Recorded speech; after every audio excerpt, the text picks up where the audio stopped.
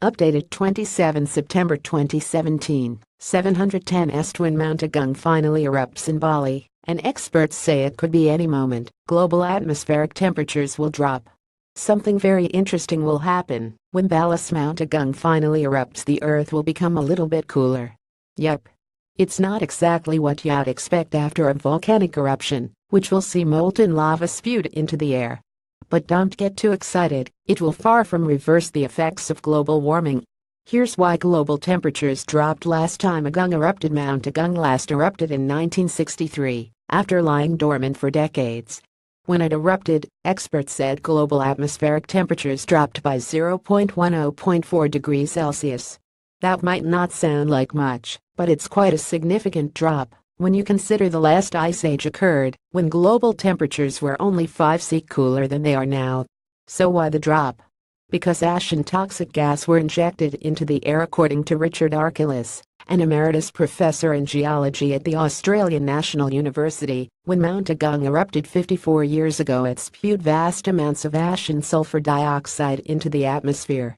That sulfur dioxide then reacted with the water vapor in the air and formed droplets of sulfuric acid. About 10 million tons of those droplets accumulated in the Earth's stratosphere, the layer above the troposphere within which we live, and formed a haze. That haze then acted as a barrier and reduced the amount of ultraviolet UV rays that made it from the sun to the Earth's surface, resulting in a cooling effect. But the effect didn't last for long, according to Professor Archelaus. That sulfuric acid haze can persist in the stratosphere for a few years, but eventually the droplets will drop back to Earth. They're small enough that they can stay up there for a while, but eventually they get rained out, he said. And that's why the temperature drop will far from cure global warming.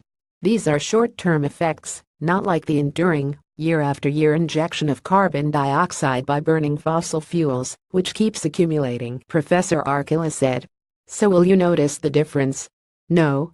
If Mount Agung behaves as it did in 1963, which it's widely expected to, you won't feel a thing. The change in temperature doesn't last long enough for us to notice. It's more likely to be an instrumental effect that scientists notice, Professor Archelaus said. But volcanoes have caused noticeable changes to the Earth's climate in the past. In 1815, the eruption of Mount Tambora in Indonesia had a huge effect on global temperatures. After its eruption, it was known in northern Europe and Northeast America as the year without summer, Professor Archelaus said. It caused a big enough temperature drop that there was frost in the New England region of the United States in August, and that's unheard of.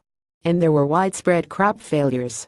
Global temperatures were affected enough for the people who were trying to grow things and feed animals to notice the effect. There's no notion yet that Agung will have an eruption as large as Tambora.